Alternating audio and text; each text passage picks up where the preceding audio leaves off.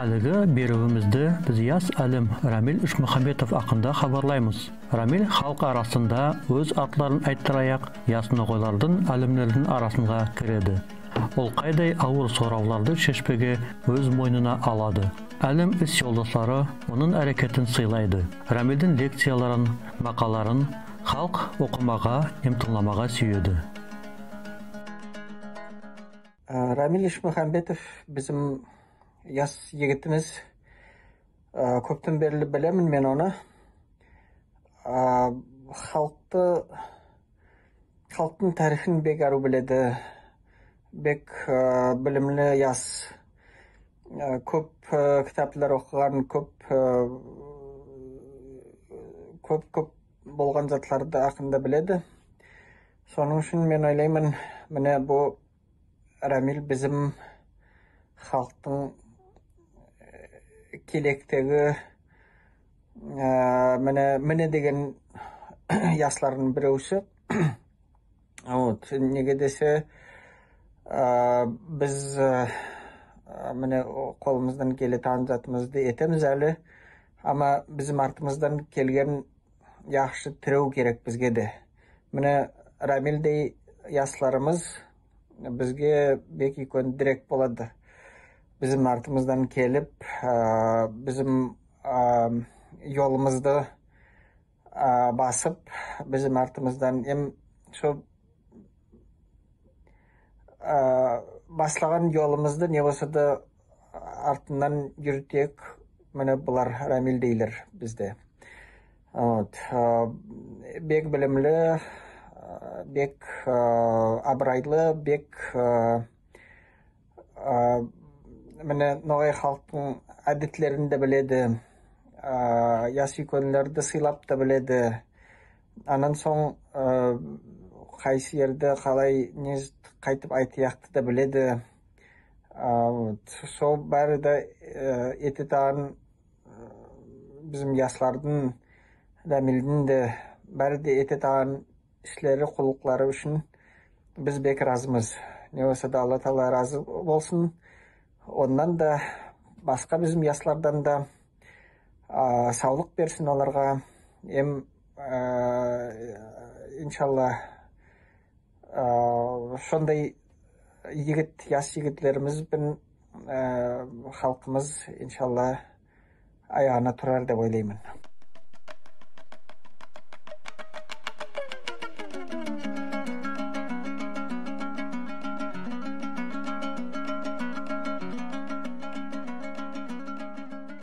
Рамил Қарағаш ноғай көбінен Сейіт Алтаяқ тайпаға кереді. Совет заманында Астрахан ноғайларды татар деп язатыған болғанлары. Біздің халықты ноғайға санамай, ноғай деген халық жоқ деп, Астрахан жерінде бәрісінде татар тілінде оқытқанлары. Ноғай халық татарлардың бірісі деп, арамызда төленістер жоқ деп, сөйтіп халыққа ақыл үйрететіған болған. Bizim ноғай халыққа сүйу менде бұлай қайып айтайым. Қайтып үйрегімнен шықты, ол бір сейірлі зат болған. Мен кішке болған заманда маға 5 яз болған. Менің атайдың икон қарындасы болған Халимат атам. Сонда Күркөле деген ауылда мені қалдырлар, атайымман тетейім. Мен ойнағамын, ол келеді, сұрайды, балам сен мүллетін қайдай? Біз әрбіріміз Аштырхан ноғайлардың көбісі саулай деп айтуға болады. Әрбіріміздің паспортларда қайдай болса да, документлерде татар деп жазылу болған. Менің туған тетейім, менің абам, ол да татар, мешар татар. Мен кішке болған заманнан басылап, мені бұлай татар деп өстіргендер. Ол келеді, мен как раз атайымның икон қарындасы, фамилиямыз бірша, Ишмухамбету. Мен оның руынан, мен оның әйелінен қайдып айтайым. Сонша ол келеді, менен сұрайды, балам мүллетін қайды. Мен оға айтамын, мен татар. Ол маға, жоқ, сен татар ту деп, кетеді. Онан соң тағы да мен ойнаймын, мына ойыншықларман, былай құмман, үйдің бұрынғы заттан етілген пластинчатый камышит үйлер еді, бозым затта Күркелі деген Ноғай ауылда, Аштырхан төгерегінде. Ойнағаман тағы да келеді, тағы да сұрайды. Балам, сен мүллетің қайды, сен кім? Мен тағы да татар деп айттым, о маға, жоқ балам, сен татар тоғыл деп айтты, оннан да кетті. Біраздан соң тағы да келді, тағы да сұрайды, сен кім, мүллетің қай деп. Мен тағы да айттым татар деп. Неге десе, мен бүйтіп өстерділер, маға бұлай түсіндірділер, анлаттылар, сен татар деп. Татар ерлар, ерлағанлар менің тетейім, қайды айтайым, татар сөздері үйреткен мені айтпаға, там, әбейім, там, мен, там, басқа сөздер. Соншын мен айтатаған едім, ау мағай явап бересі, жоқ балам, сен татар тол, сен Ноғай деп. Онан соң, біраздан соң мен матайым, тетейім келеділер машинмен, мен бұлай сейілсін, не затушын ол Ноғай деп айтады, кімлер олар Ноғайлар деп. Онан соң мен атайымнан сұрап тұрамын. Сен, Халимат ата маға айтты, біз татарлар тұр, біз Ноғай деп. О маға явап берді, ұшын балам, біз Ноғайлар. Онда сол заманда мен кішке едім, сол үшін мен әру кепте анламадым ондай сөздердің мәнесі. Қайды айтайым, бір асылығы мен көңіліме кірген. Қай бір заманда мен татар деп айтамын, неге десе маға анлатылар, татар Ноғай ол бір халық айырылмайды деп, бірдей. Ноғай ол татардың бір кесегі деп сөйтіп, әлгі дейм сөйтіп көп әдемлер ойлайлар өкінішке. Онан соң мен уже 9-шы класста болған заманда мен ергенлер Анапаға. Анапа деген қала, сіз білесіз, курорт деген қаласы Қара теңіздің бойында Гаргипия еді, бұрынғы грек колониясы еді. Сонда мен қыста болғаман, мен бөлмесінде бір қазан татар еді. Сол үшін мен уже просто әдетінше татар деп айттым. Біз татарлар деп сүйіндік, Алла шүкір, былай хабарластық, анладым, менің сөзлер, менің тілім оның тіліне келіспейді. Онан соң бірнеше күнлер өткен соң бір яспан таныстым. Менен сұрай, сен мүллетің қайды қайның? Мен Аштарханнан, мен татар деп айттым, Аштархан татар. Маға айтады, мен Ноғайман. Мен Қарашай Шеркеш, Адыги Хавль деген районнан, Адилхақ деген ауылдан, мен Ноғай айттым, мен де Ноғайшы, мен Ноғай. Қайтып сен Ноғай, егер сен татар деп айтасың, мен Ноғай анлаттым, бізге сөйтіп айтып тұрадылар, сіз татарлар деп, татар деп язылыңыз. Менің бұлай көңіліме бек теген зат, жүрегіме бұлай күшлі, зат теген мен анладым. Ол екі түрлі халықтарша, шыралар басқа, тілі басқа, біз көшпелі болғамыз, біздің әрбіріміздің руы тамғасы бар. Міне, айтпаймын, қайсы яман, қайсы яқшы халық. Әрбіріміз Алладың алдында, міне, общечеловеческий, қайды айтайым, понятиялар бойынша барымыз тең. Но не болса да, ол түрлі халықлар. Сол үшін бек мен тейді, онан соң мен бұлай қызықсынғанмын.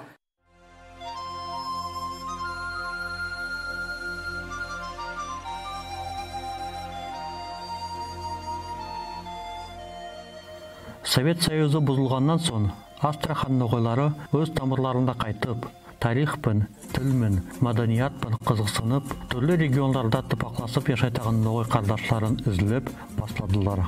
Әлімлер, активистлар өз халқына ар замана үйретеді. Біз ноғайлар. Түрк тілі халықтар бізге юқ болса да, ама біз басқамыз. Біздің жолымыз да басқа, тарихымыз да басқа.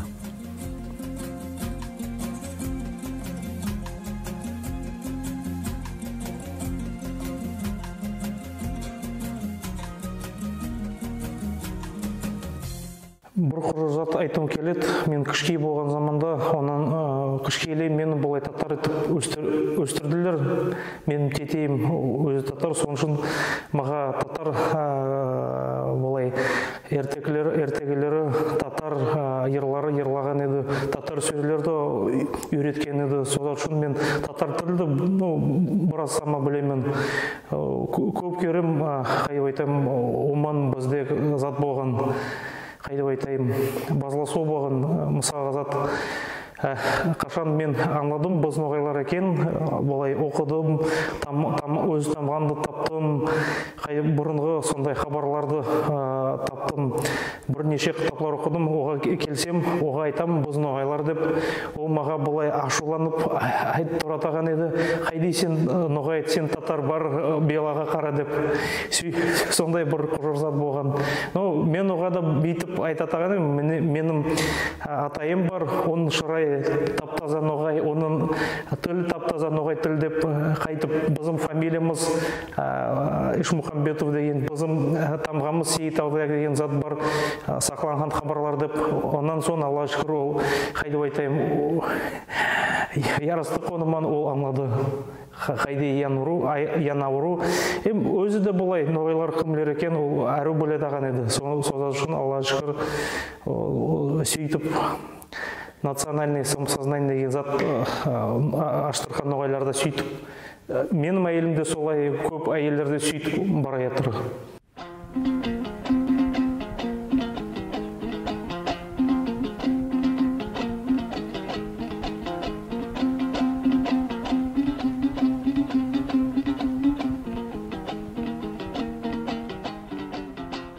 Рамиль Астрахан областың Володаровка қазақ ауылында өскен. Анасы Жетесібеттен қазақ татар қардашлары бар. Соға көрі, ол ноғайшадан басқа қазақ татар тілдерінде біледі. Ұзақ заманнан соң ноғай тілін ол өзі үйренген. Сол затлар яз әлімге әрекеттін бардыруда үлкен ярдам етеді. Бөтен де түрк тілдердің түзілісін тергеуге.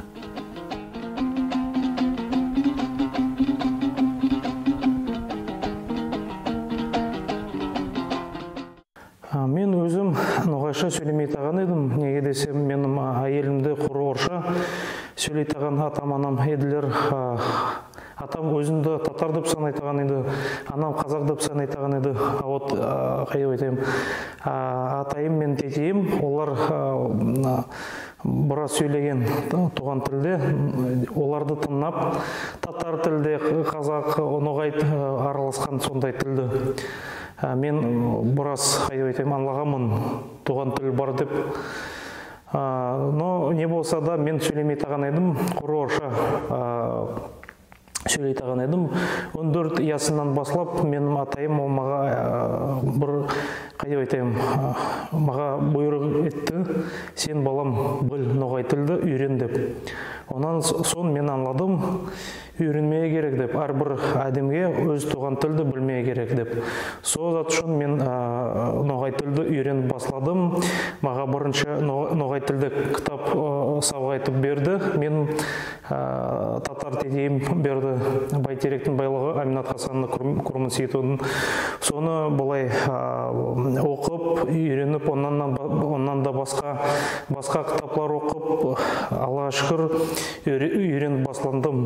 Әліге дейін мен үйрене жатырмын ноғай тілді. Не болса да Алла шүкір, қайтып айтайым, көп затлар маға берді, оннан тек көп пайдалар бар. Егер қайтып айтайым, әлігі бізім яслар сөйлемейлер, егер сол бек бағалы бізім мұрасымызды еққа етсеміз, бізге икон көна болады. Сол зат үшін қайтып айтайым, әрбіріміздің борышы туған тілді білмесеміз, үйренмеге, балаларымызды үйретпеге. Мысалға не зат айтпа сүйем, барша бізім бұрынғы дестанларымыз, мысалға Эдеге деген дестан, 40 ноғай батырлер дестан, сонда қайтып бізім ата-бабалар, монғоллар қарсы қыпшақ құлалар шыққан, олармен дауласқан еділер созатларды бұлай ашық етіп аңлатады бұрынғы дестанларымыз. Коман өлке қыпшағым, ер оланлар атлансын, болат көппен құрсасын, ол дұшман ян-яғын. Сөйтіп сол затларды оқып, көп затларды аңлама болады. Ол бізім тарих болсын, бізім қасиет болсын, бізім менталитет болсын, бізім әдетлер болсын, ол бізім туған тіліміз ашқыш. Сол ашқышты бұлай үйітсақ, енді икон бәле болады деп ойлаймын. Тілсіз миллеті жоқ, соның үшін тілді білмеге әрбіріміздің борышы.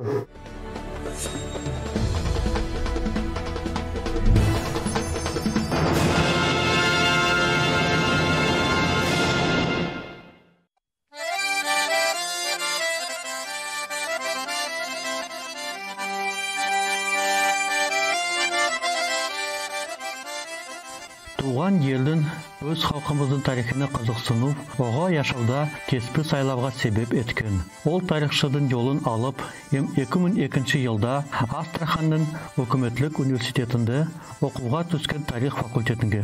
Оқуды бітіргеннен соң ол аспиратураға түскен. Оны 2015 жылда бітірген.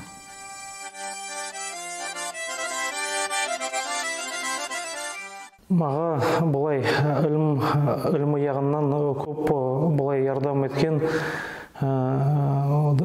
Рамазан Хусейнович Керейтовтың кітаплері, онан да басқа Данияр Сейдахмеш Кідірниязовтың кітаплері, Аллаға шүкір, онан да басқа бұлай не айтым келет, менің научный руководитель Виктор Михайлович Викторин, ол маға көп ярдам еткен, бұлай көп күш салған, көп затларды бұлай көрсеткен, үйреткен, Аллаға шүкір, Аллах оға разы болсын, көп сау айтым келет оға.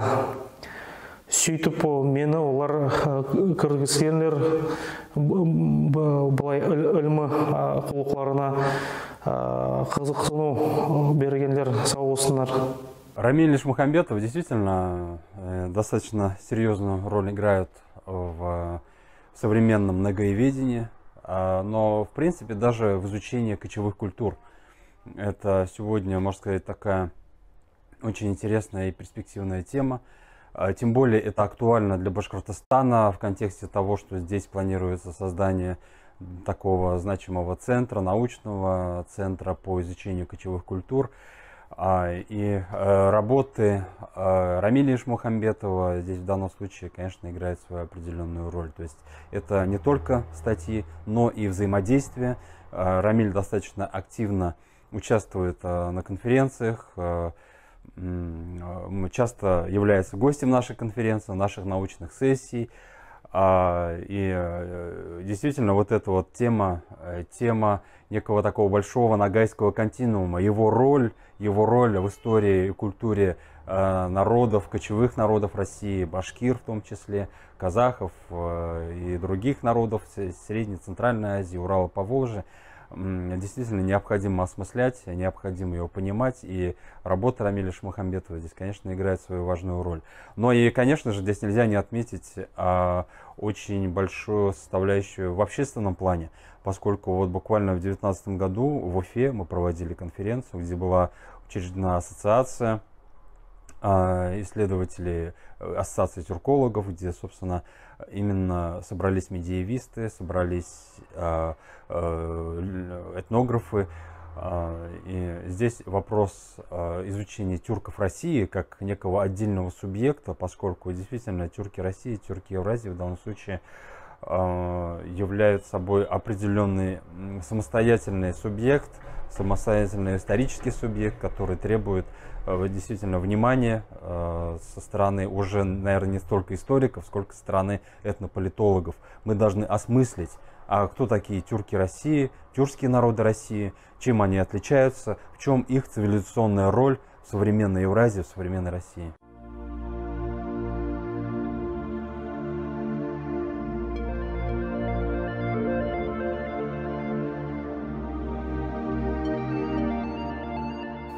Оның ілімі қызықсынуына тек ноғайдың тарихы туыл, әдеттегі миллет киімі де кіреді. Солардың ішінде еркек киімлерге мәне береді. Енді бірінші ол қаптал, бөрк, белбеу, қама.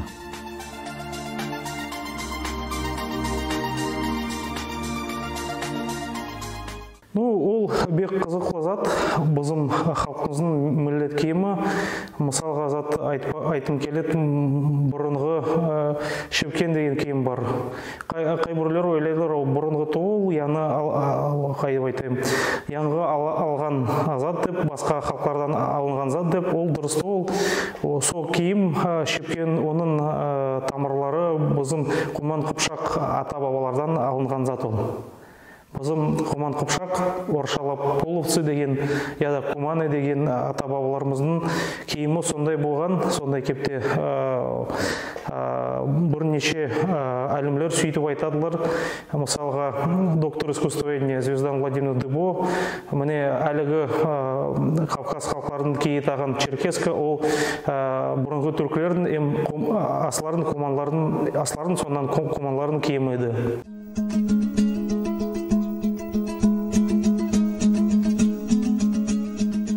Сондай болып, ноғайдың генофондын да термеге мұрат етеді. Генетика бізге көп пайда келеді. Аңлатады ноғайдың туу, этностың өліну тарихын, тайпалардың тамырын да білмеге көмек етеді.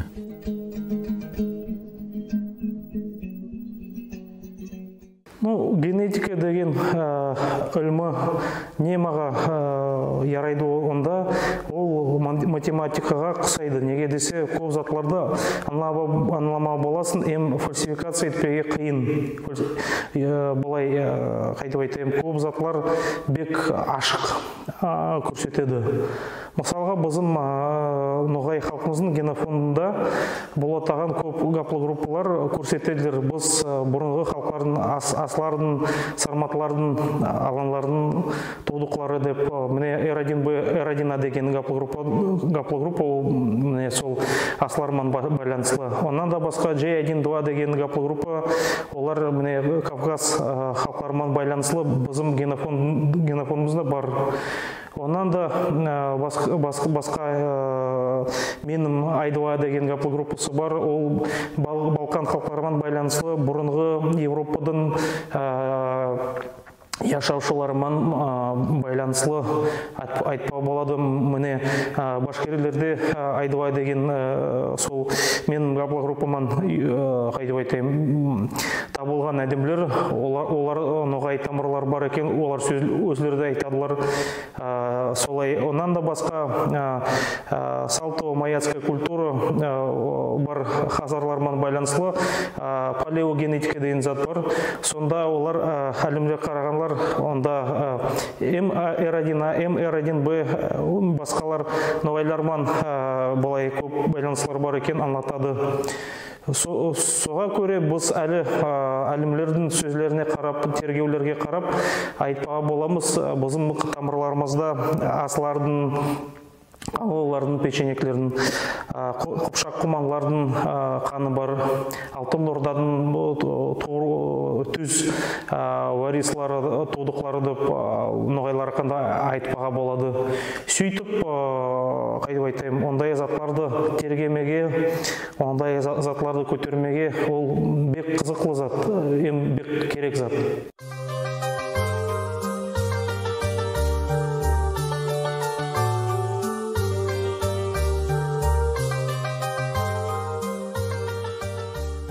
Өлмеден басқа Рамил Ишмухамбетов ямағатшылық яшауында да қатнасады. Астрахан ноғайлардың ярқын белгілі адамдардың бірісі болады. Әлігі заманда Астрахан ноғайлардың миллет қозғалысы өлініп жолында. Бұл жолығыста Қарағаш емгілік ноғайлар көп құлық етеділер.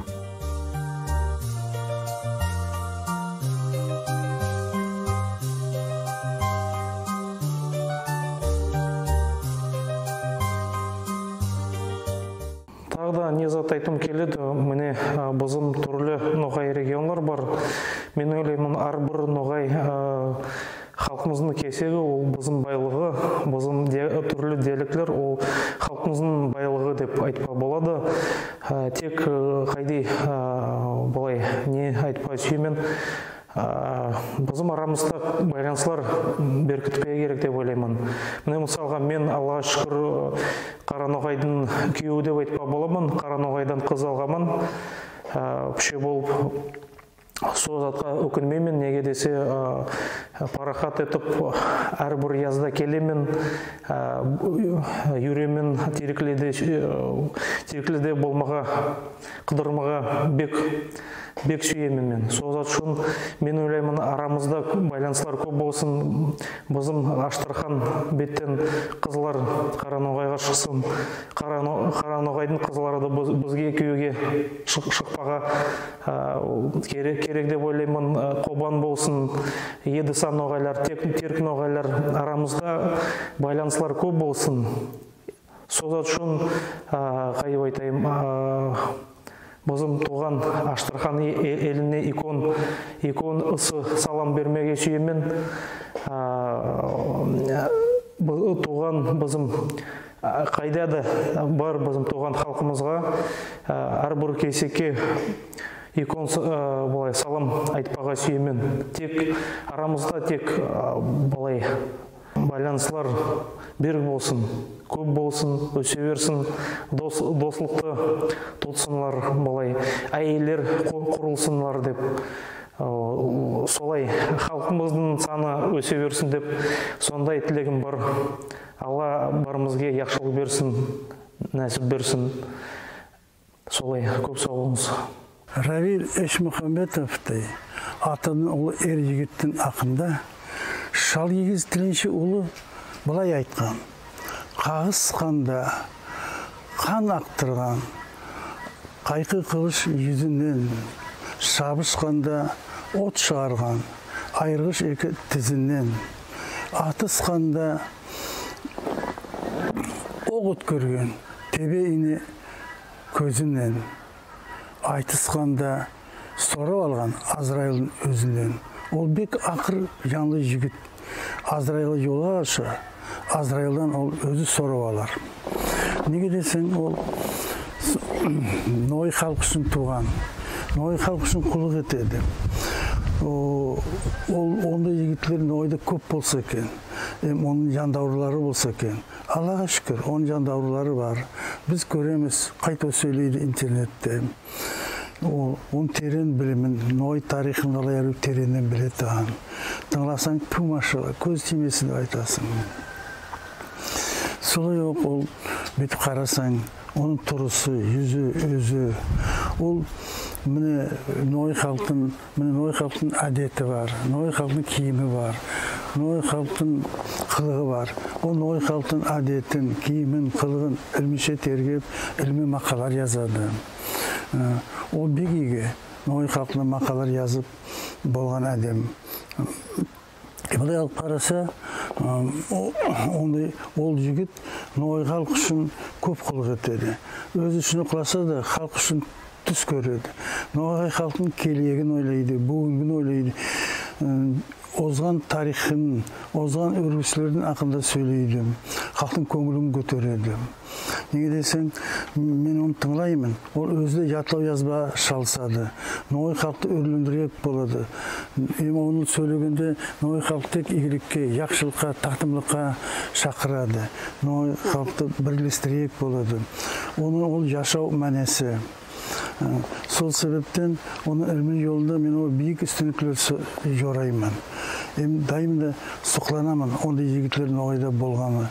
Бұлай айтқанда Ной халықта ярықландыршы бар, ол Астрахан бойынан шыққан. Бұл Абдрахан Умеров, Басир Абдулин, Абдухамид Жанибеков. Міне солардың жолымен жүріп, солардың соқпағымен жүріп, Равиль Ешмұхамбетов сөйтіп Ной халқа тоже ярыға келеді. Мен айтатаным, Нойда айтады, әдемнің соңғы ақылы ақыл деп. Міне Ной халқының соңғы ақылы онда. Ол бек ақылы әдем. Оға дайымды тіре болмарық, ол көмек етпеу керек. Мен ойлаймын, көп сөйлесем, ол үйі болмас. Көп сөздің азы яқшы, аз сөздің тазасы яқшы. Сонымен таза сөйлеп қойдым. Сау болыңыз.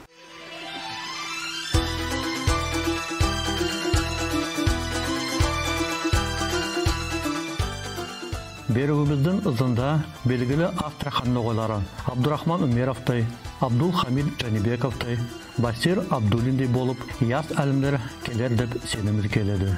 Бізде ноғайларда Рамилдей халық үшін жүрегі ауыр етіған көп ясар болса, бізге еңіл болар деп ойлаймын.